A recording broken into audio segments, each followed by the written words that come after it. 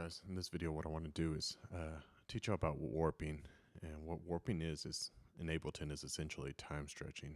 It, it's basically what we need to do in order to both transpose the music and or speed up the music while keeping it all together, all the tracks together. And I'll show you an example of why we need a warp. But I'm going to take a look at what a beautiful name it is. And we're going to get this all set up in Ableton and together. So one of the first things I look at is before I warp is the BPM. And we are looking at 68 BPM and a time signature of 4/4. So we'll keep that in mind. And then we're going to go over here. I got a new set list set up right here. And I'm going to switch over to arrangement view. And I have my multi-tracks right here. And so to bring them in, I'm going to select the first one, hold shift down, select the last one. And I'm going to drag them into this timeline. But when I drag them in, they're going to stay all on one. Like it's going to look like it's going to be, or actually, if I don't press anything else, they're going to be all on one track. And I don't want that. So to give them all their own individual track, you keep holding it down. You hold the command key. As you see there now, they're going to all have their own individual track. And then just let go. All right. So we got these songs pulled in right here. And you can see they're not ending at the same time. And if I actually play it, you're going to hear it's going to be, let me play where it's. All right. So it's a mess right now. And what happens is these tracks, there's a lot of times that there's a lot of stuff going on before this. As you can see here, I'm going to pull this back and there's nothing playing. So what Ableton automatically tries to do is just cut the track to where it starts. And we don't want that. We want the whole track. It's already complete by Multitracks when they send it to us, or Loop Community, or wherever else might get it.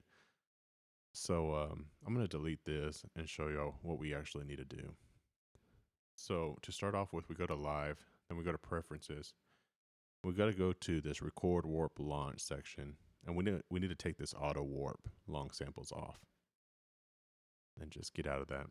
And so now when we bring these in here in a bit, they'll all be the same length.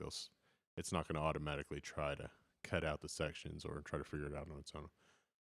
But before I drag those in, if you recall, we said we were at 68 BPM. So I'm going to change the tempo on Ableton. And, oops, I put 3/4, but it is 4/4. All right. I'm going to get these tracks again. I'm going to drag them in, hold Command, and you can already see that they're looking better.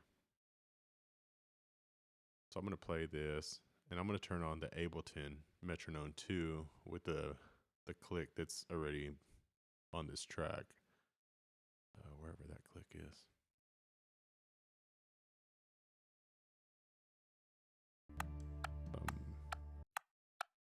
This is the Ableton metronome. And they're in time, since we switched it all to 68 ahead of time. So I'm going to take a look or listen to an individual track right now, and I'm going to show you what happens if I want to try to change the key without warping. If you look right here, we don't have warping set right now. And it's saying the segment BPM is 120, which we know it's actually 68. So I'm going to play this track right here. I'm going to solo this one. So if I transpose up, oop, I got the wrong one. Let me go to this one. If I transpose up, it's going to condense it quite a bit. And if I transpose down, it's going to stretch it quite a bit. So we won't be able to do that. That's why we need to warp it. So I'm going to go back. It's too far. What I'm going to do is start with the top one, select it, go to the hold shift, go to the very bottom one. I see 17 clips selected here, and we see warp is off right now. And then you see this right here, this drop down, and this is how the algorithm of of how it's going to warp these. And we're actually going to do complex. If we do some other ones, it's going to give us some weird effects or some results that we're really not going to like. But for our purposes, we're going to go to complex. And then we're going to hit warp. And that will automatically sync everything so that when we play them, I'll go back to the track we were listening to.